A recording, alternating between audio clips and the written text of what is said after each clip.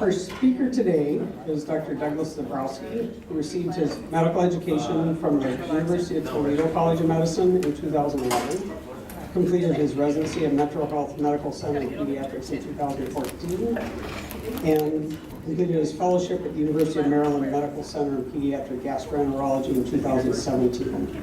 His interests are gastroenterology, celiac disease, and eosinophilic esophagitis.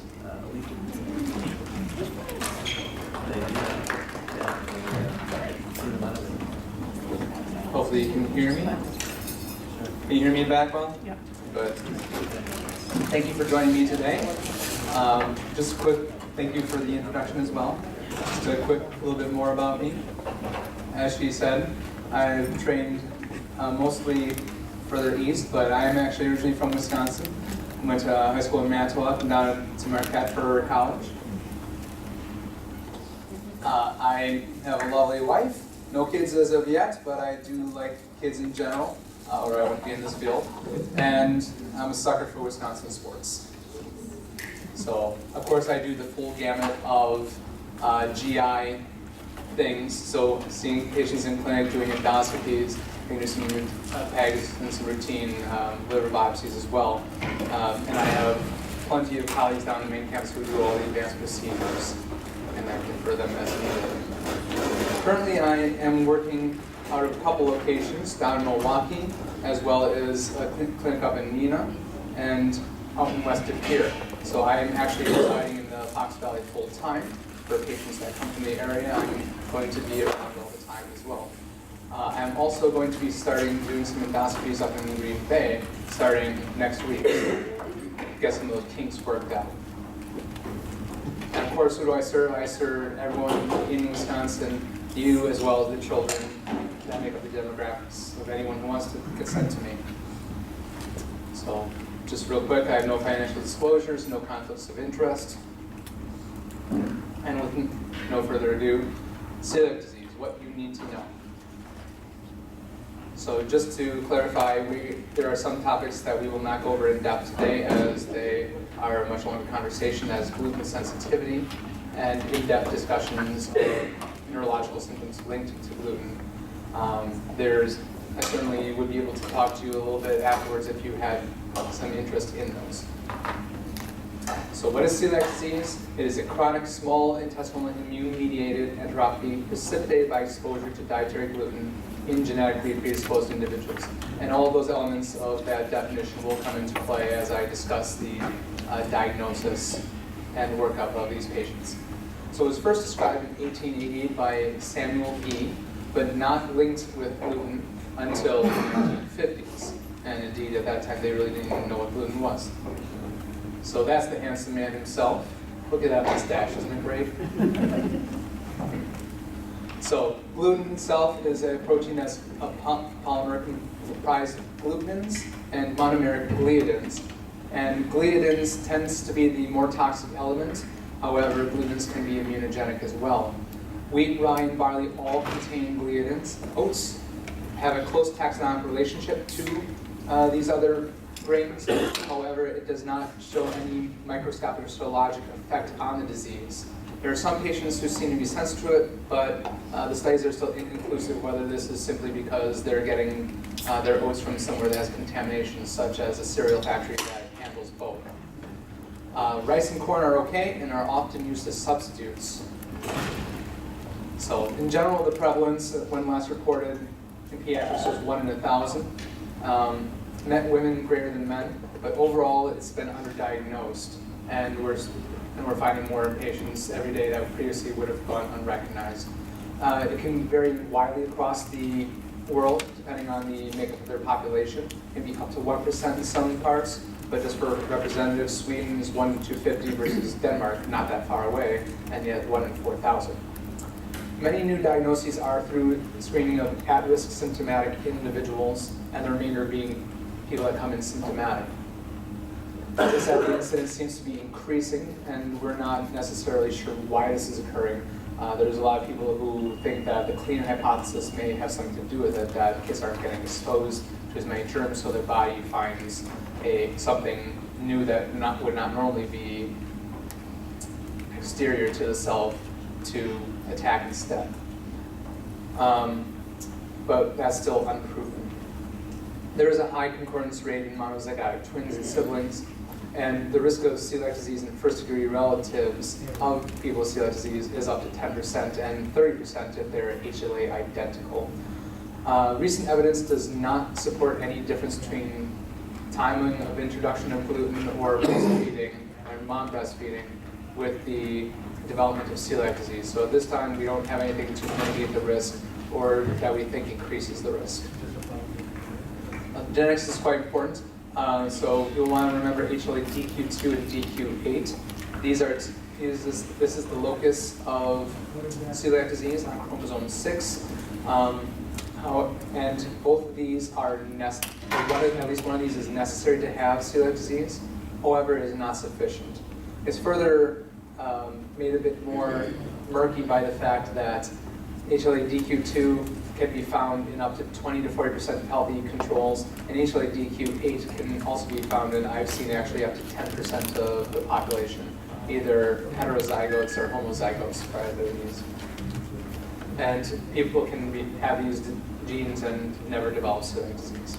Originally, it was thought that maybe less than 1 to 2% of celiac disease patients may be negative for both of these, but we believe that those were probably incorrect diagnoses prior to more sophisticated testing, and that you cannot have the disease without at least one of these two genes. As I said, we think that they are necessary but not sufficient for the disease. We think that they may be responsible for deleted antigen presentation to T cells as part of the pathogenesis of the disease. But we think that there also needs to be help from some other disease loci on celiac 2 to 4, which are on chromosomes 5, 2, and 19 respectively. There's also a lot of association with other autoimmune diseases, particularly diabetes type 1 and thyroid disease, which we'll talk about more, that seem to share the same HLA loci. So this was a study done about 10 years back that looked at the general incidence of these genes in a small population, and just reinforces what I was saying earlier, that if you look down here, there were 0 patients that had neither gene, and up to 50% of normal patients that had one gene or the other. I'm sorry, that were non-carriers, so 43% that had one or the other. So a little bit into the pathology. Please don't fall asleep while you're eating. T-cell mediated disease that affects the superficial mucosa down to lamina propria. Gliadin itself is resistant to digestion and is able to activate both the innate and adaptive immune systems. Gliadin is naturally cleaved by tissue transglutaminase 2 into fragments that are more immunogenic to the T cells, triggering the anti-gliadin responses. Tissue transglutaminase 2 is normally inactive. However, we don't know why it gets activated in this disease. There's some thought that rotavirus may trigger it by sharing some homology in one of its proteins to tissue transglutaminase. There also seems to be a correlation between the incidence of celiac disease and when the patients were born, suggesting that the rotavirus or some other viral etiology may also play into it. Another thought is the 3-hit hypothesis, or the 3 strikes and you're out, that you have to have the genetics available for it, the right predisposing factors, and then some big hit like a bad virus like rotavirus to bring this all to the forefront. Activation pattern is T helper cell 1 predominant, with interferon gamma being the primary molecule. There's also pro-inflammatory cytokines in the cascade, such as IL-6, 18, and 21, and metalloproteinases and factors of angiogenesis, which lead to a lot of the prototypical histological findings. The lymphocytes will migrate to the epithelium, which then leads to the apoptosis and villous atrophy that we tend to see in histology. Anti-TTG antibodies are then produced by the gut mucosa, which help reduce the TTG activity and interfere with epithelial cell differentiation and promote proliferation. And this subsequently upregulates tissue transglutaminase production, leading speculatively to a cycle that increases the inflammatory cascade and further damage to the small intestinal mucosa. Autoantibodies such as actin, calreticulin, enolase, and ATP synthase have also been found in celiac disease, but their role in pathogenesis or indeed their occurrence is not known at this time and aren't being deeply studied. So this is just a visual of what I was describing. So you have gluten gets split into gliadin as it crosses, and then from tissue transglutaminase it gets split even further into deaminate gliadin before it gets taken up by some of the antigen-presenting cells and leads to production of the autoantibodies. So what do we see in endoscopy? We see some visual changes such as scalloping, atrophic patches, mosaic appearance, and fissuring of the mucosa. Very rarely you may see some small ulcerations as well. Generally looks more denuded than anything else, or sometimes looks completely normal. Histologically, the changes alone are not specific to celiac disease, so it's always important if you have a low-grade positive titer to think of if there could be some other small intestinal disease or inflammation being caused. So this can be quite wide, in fact. Anything can give you some low-grade changes: osmoprotein allergy, intractable diarrhea, malignancy, infections, Crohn's disease, acid, immunodeficiencies, cancers, and even just small bowel overgrowth, which is otherwise felt to be pretty benign. And of course, so therefore it requires establishing a link to the ingestion of gluten being the cause of the symptoms before we can fully call it celiac disease. So this is the the visual appearance I was talking about. So you can see that it has the scalloping here, almost a seafood-like appearance, which is a good way to think about it. We always compare to shrimp. And up here a mosaic pattern, and sometimes it just has this general nodularity. These are all in adults, but you can have the same findings in children. This is histology, so I'll only go briefly, but if this is a normal, and I'll do another one on this page, but this is a normal villi in the small intestine and a normal crypt. If it's just mild inflammation, you will get a little bit of increased intraepithelial lymphocytes here.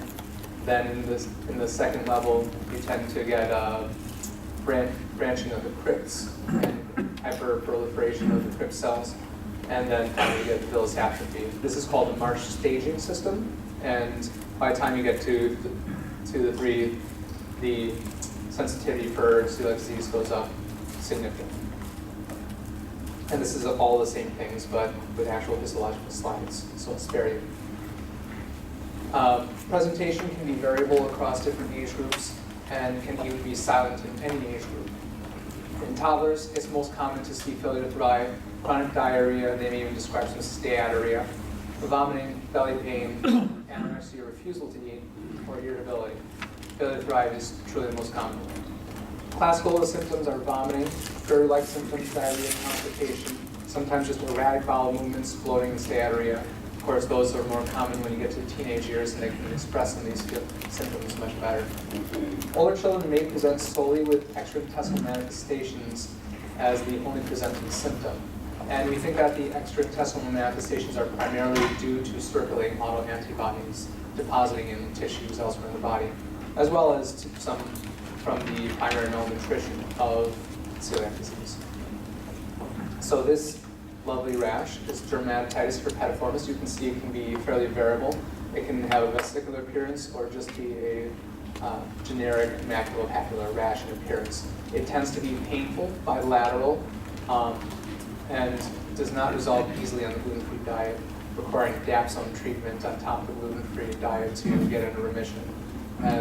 Technically, if we have a biopsy of the skin that has subepithelial IgA deposits that are consistent with celiac disease, it establishes the diagnosis. Other extraintestinal manifestations, the most common being iron deficiency anemia. 8.5% of adults with anemia-resistant to iron therapy have celiac disease, and anyone with difficult-to-treat iron deficiency anemia should be screened for celiac disease. That includes pediatric patients.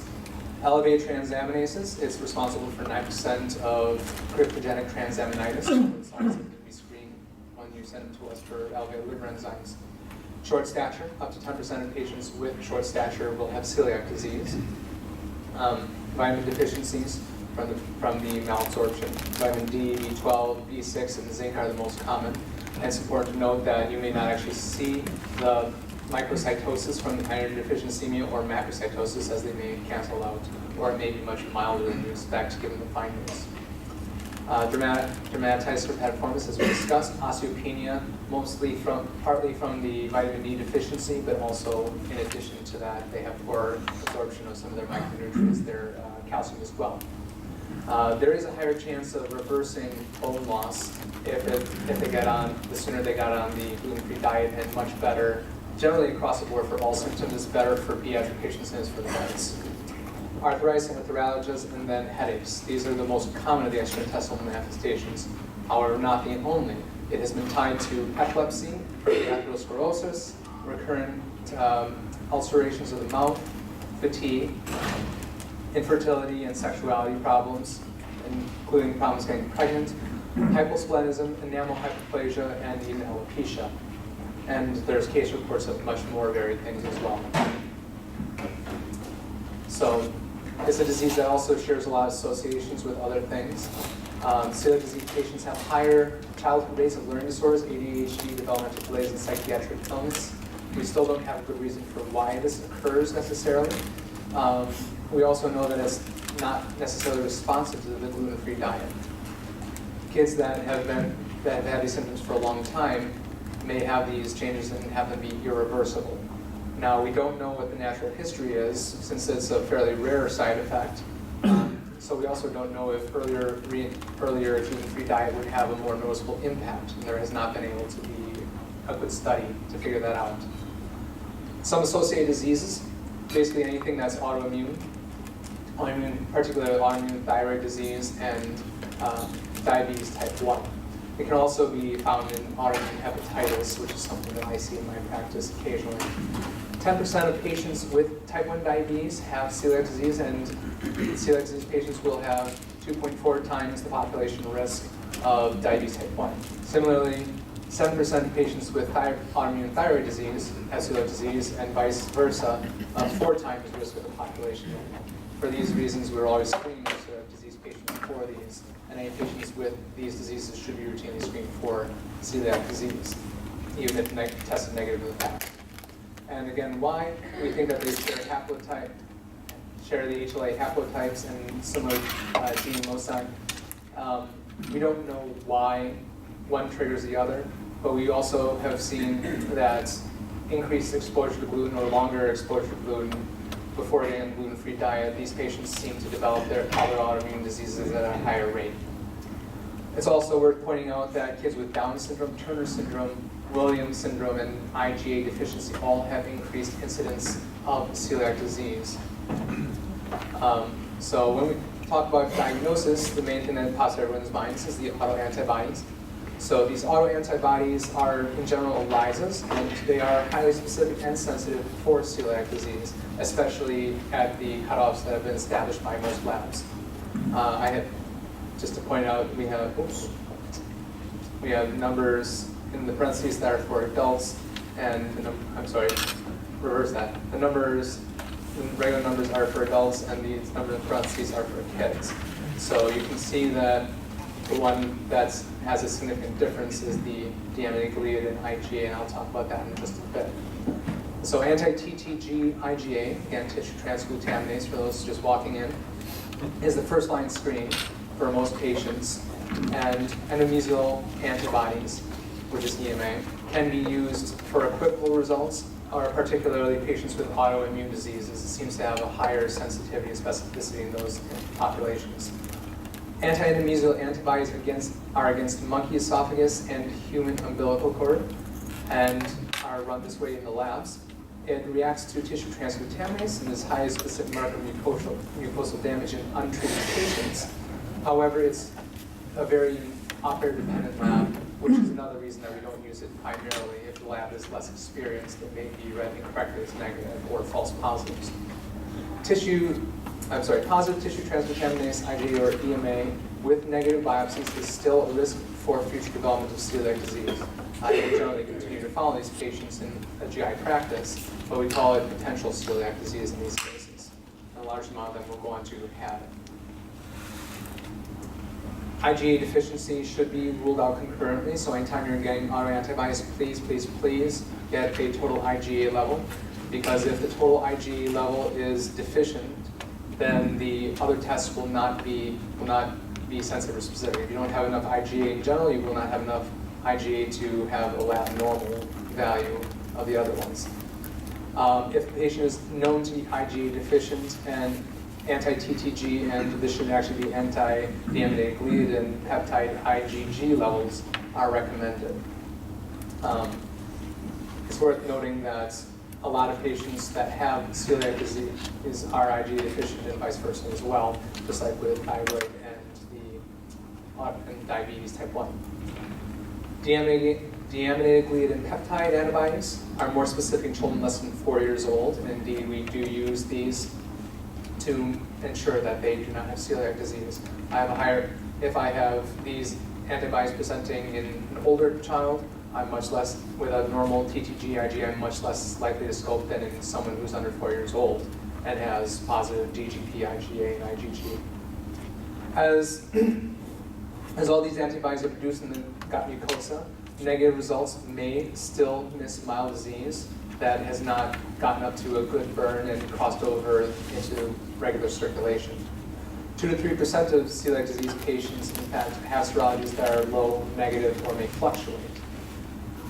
In the future, we may have some point-of-care testing for TTG IgA, but it doesn't look like that's going to be in the next couple of years.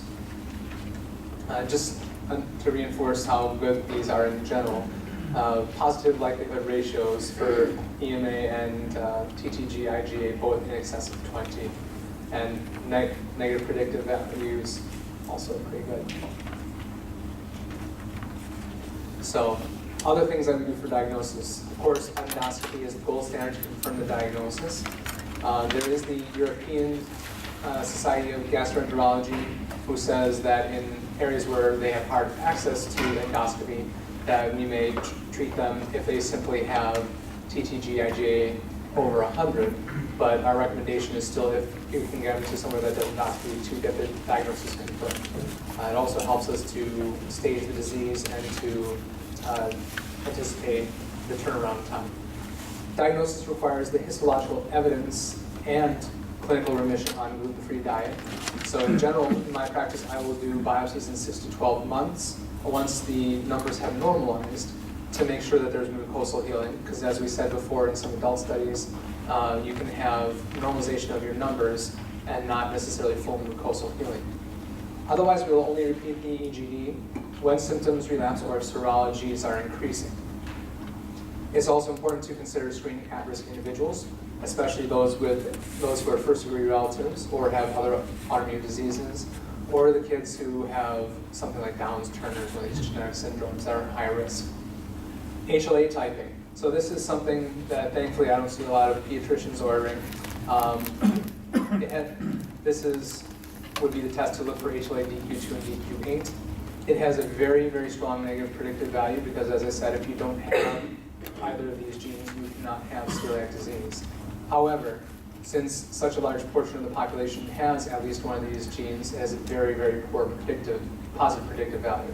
In addition, it's often difficult to get insurance to cover it, as it's an expensive test. It has the limited utility, but it may be useful for screening asymptomatic at-risk individuals, particularly if someone has a neophobia, if they're adverse to getting a blood test every 1 to 2 years. Gluten challenge. This is particularly relevant to everyone in the room. Particularly in today's society, everyone thinks they have a gluten allergy or an intolerance to gluten. So many of your patients are already going to come to you at least saying that they've been on a gluten-free diet. Honestly, with today's access to resources online, some of your patients may be doing a pretty good job of it. But it's important to make sure, one, that they're actually on a gluten-free, whether they're actually on a gluten-free diet or not, because plenty of patients will say they are and say, oh, I didn't know that food wasn't gluten-free, I eat that every day. It becomes important because of the long-term consequences of untreated celiac disease. If they're not doing it well or if they're not being followed, we want to make sure whether they have the disease or not, because patients that merely have gluten sensitivity can have as much gluten as they want as long as they're prepared to face the consequences, whereas celiac disease patients will have long-lasting effects. In addition, if they're on a gluten-free diet, serologic testing and indeed even endoscopy may be falsely negative, and that only clouds the picture. So a challenge requires at least 3 grams of gluten per day, which for at least 2 to 3 weeks, and in general I'll recommend at least 4 as long as they're not so miserably symptomatic on gluten. If they're asymptomatic and have negative screens but high suspicion, a challenge would be recommended at the ages above 7, and we generally try to avoid doing it actively during the growth spurt unless the parent is very eager to get the diagnosis made or it's uncertain. So just a general flow chart explaining some of the things I was talking about. So obviously you're symptomatic, you're going to get serologies, and if it's positive, you're going to send it to me and we're going to get biopsies done. In high-risk populations, you're going to screen regardless of symptoms, but you may screen more frequently if they have symptoms, and depending on that screening serology, determine whether you need to send them to me. So, just one other thing. Every once in a while, I see someone who comes to me and they were scoped by an adult provider, and everything looked normal, so they didn't get samples, or they got samples and didn't give serologies. If that's appropriate to come to me, and I will help sort that out in those cases. So gluten-free diet is the mainstay of treatment. It is the only treatment at present. So that means full exclusion of wheat, barley, rye, and debatable about whether we can include oats. In my practice, I tend to avoid them at least in the first year until I know there's mucosal healing. They say technically the maximum for a gluten-free diet is less than 50, but by and large, I counsel my patients to avoid it entirely, especially because many patients will retain symptoms and not have normalization unless they have more full exclusion. Technically, some patients may feel like they have the gluten exposure and the symptoms if they have as little as even 50 milligrams per day, which equates to about less than 20 parts per million of food. The diet is quite difficult. It's intensive, expensive at times, although that's getting better. And it can require some significant education, especially with families that have lower cognitive abilities or lower access to some of these foods. Other things to watch out for in celiac patients that you guys are following will be that they may have a tendency to gain weight, because not only have you resolved their malnutrition, but foods that are gluten-free tend to replace the flavor of gluten with sugars, so they tend to eat more of it. It's also a little bit less filling. Also have to watch out for nutritional deficiencies and constipation, as there's less fiber in them as well. Mucosal healing, as I mentioned earlier, tends to be near complete in pediatric patients that are doing the gluten-free diet appropriately. And there's no clear explanation as to why they have it better than adults, but they do. Non-dietary treatment may at least be partially possible in the future. We have a couple drugs that are primarily being developed for the purpose of minimizing symptoms for people on gluten challenges. However, we think that they may also help in the future with some patients who either are partially refractory disease, or they screw up every once in a while and have difficulty following the diet, or they don't have complete healing despite the gluten-free diet. As I said, chronic low-grade exposures or intermittent exposures hopefully just make life a little bit more livable for those patients. Our recommendation is to treat all celiac disease patients. I cannot reinforce this enough. Gluten-free diet is recommended for celiac disease patients even if they are asymptomatic, to avert the long-term ramifications of intestinal adenocarcinoma and enteropathy-associated T-cell lymphoma, which is a very severe cancer and has near 100% mortality rate with very short survival spans once they develop it. As well as the sequelae of malnutrition, which may be completely unrecognized until they sneak up on you. In general, this is what I do with the patients after I've established the diagnosis and gotten them on a gluten-free diet. So I'm going to be seeing them every 3 to 6 months initially, and then spaced out to a year once they're well controlled. As I said, we repeat that endoscopy about a year to make sure everything is going well. Patients who have had long-standing symptoms or had risk because they went through a diagnosis of celiac disease during puberty and adolescence will deserve a bone density scan to make sure that they don't have osteopenia that needs correction and therapy with an endocrinologist or a pediatrician or family medicine doctor who is comfortable with some of those medications. We also screen for thyroid disease and for diabetes just with the spot glucoses to make sure that those aren't being developed. And there's no specific, as I said, there's no need to rescope them afterwards as long as provided they're doing well and their numbers remain normal. So no other concern for cancer screening. Non-responsive celiac disease. So this corresponds to patients who, or labels patients who are symptomatic after 12 to 18 months of gluten-free diet, despite the gluten-free diet, and may describe up to 30% of patients depending on your population. However, it's kind of a little bit of a garbage term because the most common cause of non-responsive celiac disease is inadvertent or intentional gluten exposure. So your kids sneaking off and having snacks at school, eating out, you didn't realize that restaurant wasn't gluten-free, or the restaurant doesn't understand what it means to be gluten-free and gave you other food anyway. It should be pointed out, though, that normal serologies do not rule out gluten exposure, on the other hand. So patient comes to you, is having these pains, and has normal serologies, may still have some celiac disease that's active. Other food intolerances such as FODMAPs may contribute, and we think that's partially because these patients have a higher incidence of IBS-like symptoms.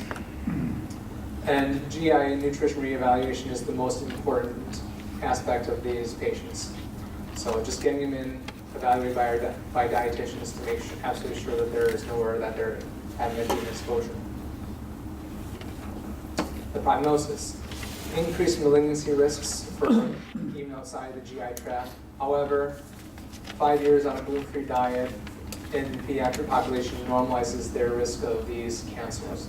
Otherwise, there's a 2 to 3 times risk of non-Hodgkin's lymphoma and 10 times the population risk of small intestinal adenocarcinoma, not even including the EATL that we discussed earlier. Some future areas of research that are being looked into quite actively. In fact, I just saw that they were starting to move on to stage 2 trials for this one on the bottom here, a hopeful immune tolerance to gluten. They call it the gluten vaccine, but really it's more like